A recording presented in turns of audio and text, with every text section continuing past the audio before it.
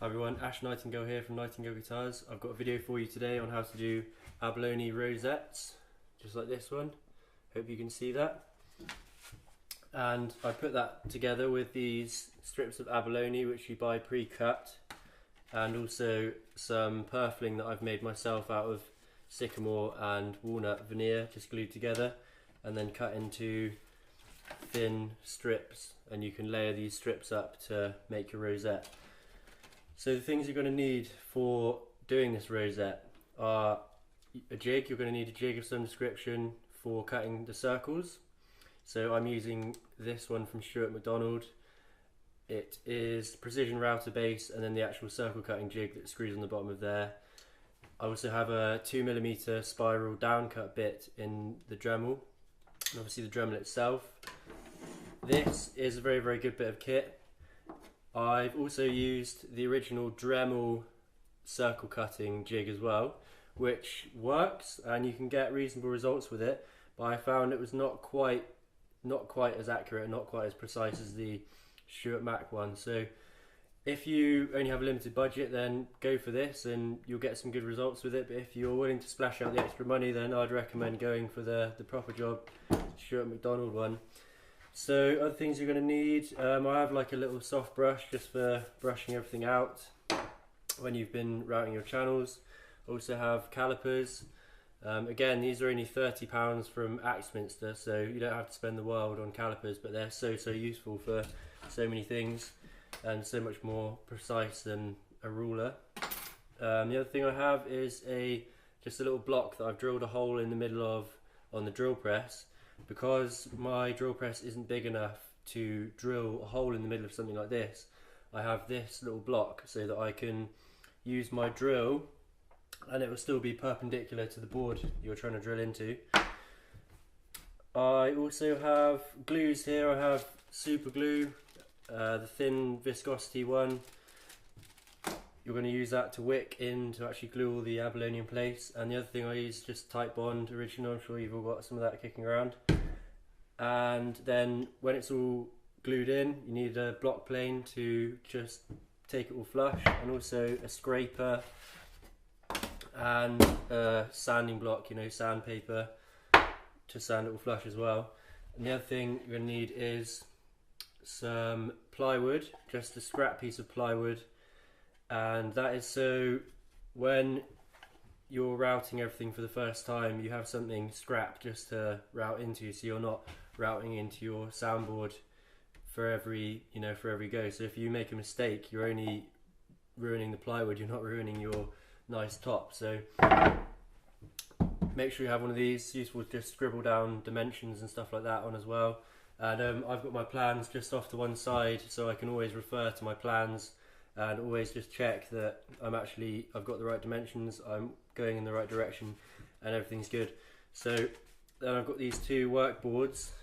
I've got this one here, the main workboard that I'm going to use to actually support the soundboard whilst I cut the rosette and whilst I cut the sound hole out, and then obviously this scrap workboard over here, and then this is the 3/16 inch pin that goes in the middle, and just drill that out with a normal drill with a 3/16 bit and this little block to make sure it's perpendicular. So once you've got all your kit ready to go, and you've got your purfling and you've got your abalone, you've got everything laid out and ready to go, then the first thing to do is take some dimensions and set up your jig, set up your circle cutting jig ready to cut the first slot. Okay, so I've got everything set up now. I've got the Dremel installed into the router base and the circle cutting jig. I've set the bit to a depth of 1.25 of a millimeter. I have tightened everything up properly so that it's not going to rattle around or move about at all when I'm actually cutting my slot. I've set the distance from the inside of the router bit to the center of the pin. That is set to 61mm because that's the inside radius of my rosette. And the other thing to do at this point is to double and triple check your drawings to make sure that you've got everything just as you want it, and also take your abalone, if you're going to use abalone, and actually check it against your design to make sure you've got enough to go around what you're proposing to do. So now that I've set everything up, I've got this all ready to go, I'm just going to cut a test slot into my scrap piece. As you can see, I've already been drawing and writing on this scrap piece, and that's what it's there for really. So here we go, I'm going to just cut a test slot.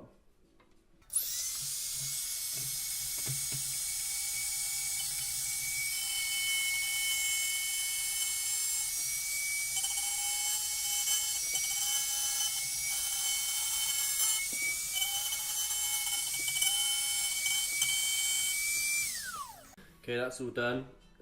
Just be careful when you're doing that to go nice and slowly and steadily, so you don't put too much strain on your Dremel or too much strain on the router bit. And just the slower and more kind of carefully you go, the more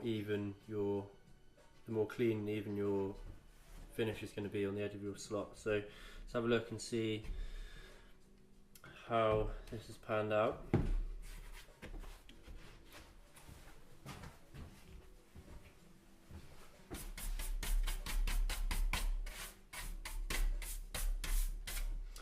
So my radius should be 61, so that means my diameter should be 122, and that is bang on 122, so I'm happy with that. I can put my test piece to one side and I'm ready to cut my slot into my actual soundboard here. So first of all, I need to get my pinhole. So I know from my plans, again always refer to your plans, I know that my pin needs to be 140 mil from the top, so there it is, 140 mil. I'm just going to use this underneath to make sure it doesn't chip out the bottom too much, and drill again, 3/16 inch bit, brad point bit, so you can get it right in the middle.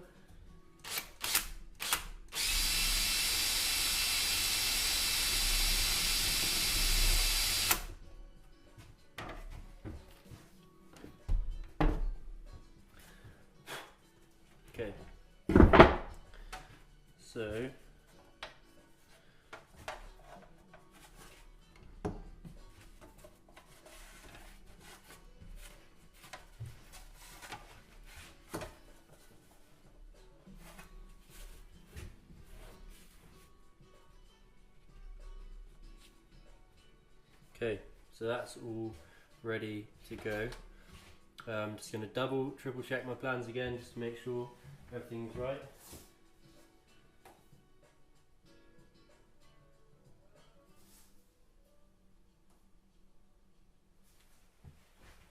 Yeah, so I've double checked.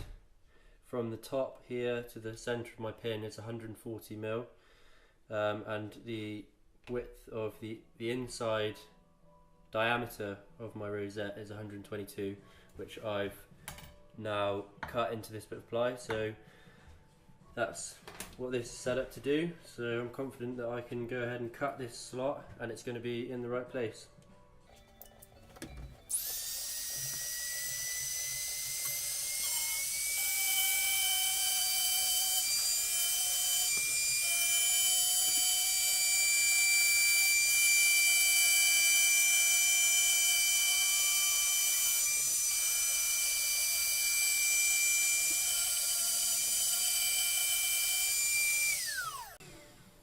Okay, so that's all cut.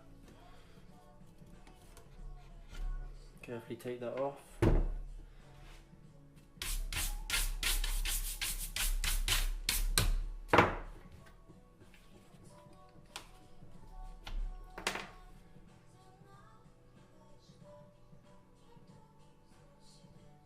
$122, just as it's supposed to be.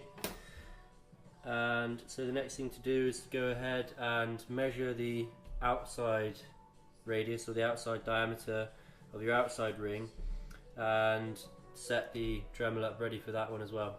Okay, so I've set up the router, the Dremel, for the next cut, the outside cut, and I've set mine to 66 from the centre to the outside of the router bit this time. So before it was from the centre to the inside, and this one's going to be from the centre to the outside, which is very important because you need to take into consideration the width of the actual router bit itself.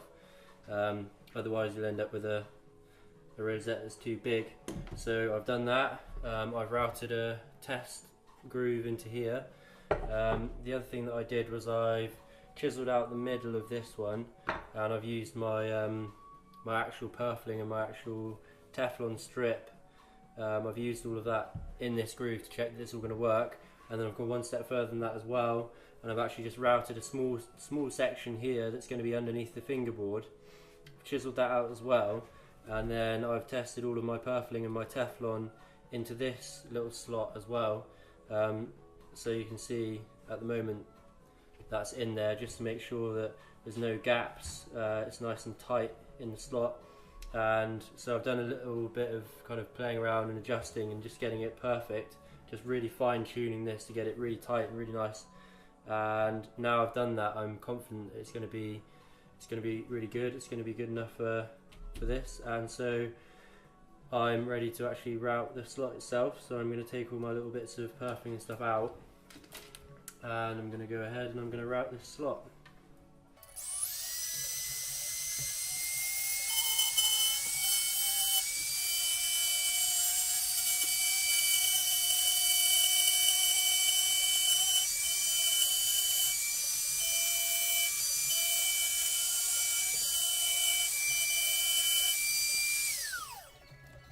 Okay, that is something good to remember actually. I've just thought of that. Always let the router bit stop spinning before you pull it out, just in case it twists or something and catches the edge of the trench. You don't want that to happen.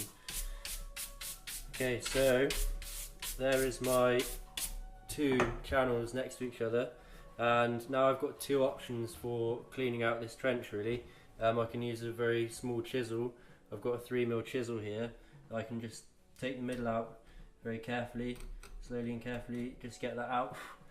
Or you can just go ahead and just set this router to the middle, just to take out that middle piece of material, and just go ahead and take out the middle section to make it one complete trench.